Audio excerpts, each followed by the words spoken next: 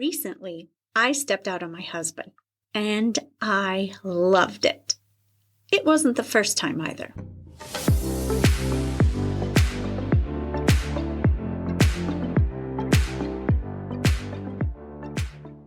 Hello, my friend. If you haven't listened before, I'm Karli Newman. I'm a Gen X woman, community builder, and life coach for women in midlife and beyond. Before I tell you more about my little escapade, I want to welcome you to the Flipside of Midlife community, a space for women in midlife and beyond. Thank you for being here. Each of us arrives in midlife with unique life experiences and wisdom. There's so much that we share, too. You may not realize that if you're missing a community where you can share and listen. You know those feelings you have of being stuck or unsure of your identity when you have an empty nest or loss of a relationship? What about the challenges you experience in perimenopause and menopause? Ever feel like you're lost on how to get your zest for life back? Or maybe you can't find positive women who believe in you and support the change you want to create. You're not the only one experiencing those things, my friend. My Elevate membership is where you connect with other women who get it, and they want to talk about it, support you, and get your support. Elevate is $25 a month. Because you're already part of the Flipside of Midlife community, I invite you to join Elevate for only $10 for your first month.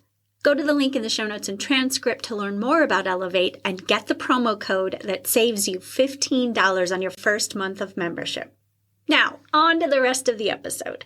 If I piqued your curiosity about my love life, I have to disappoint you. Unless you already assumed this is about my self-love life. Have you ever been on a self-date? You don't have to consider anyone else's preferences. You choose exactly what you want to do, where you want to go, and how long you want to be there. There is no need to make conversation, no pressure to entertain or listen.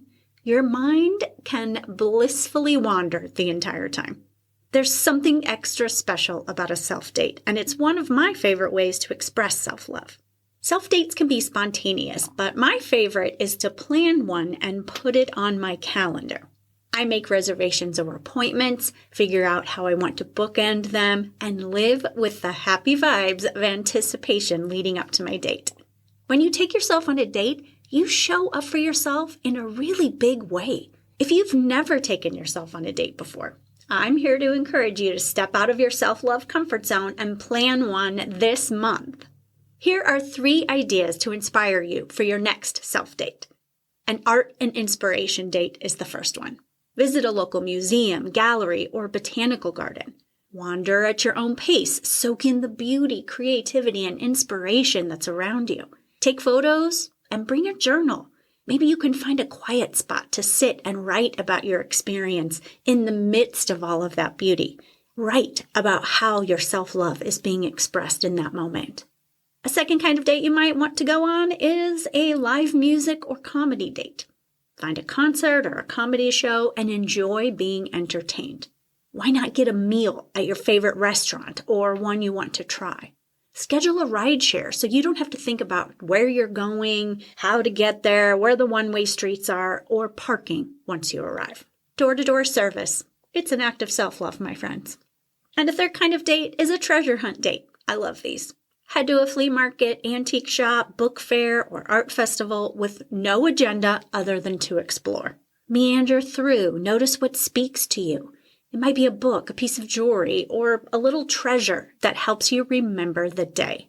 You don't even have to make a purchase. Notice where you get inspired, take your pictures, write in a journal. Use this as just a relaxing, calm, no agenda kind of date. Now it's your turn, my friend. Choose any kind of self-date that sounds dreamy to you, whether it's one of the above or something else you come up with. Put it on your calendar and make it happen before the end of the month. While you're at it, why not put next month's on the calendar too? Make self-dates part of your consistent self-love practice. It's not selfish. It's an act of self-care, self-respect, and self-celebration. You deserve it. Are you planning a self-date or have you already taken one? I'd love to hear about it. Leave a comment or share it with me privately at Karli@flipsideofmidlife.com.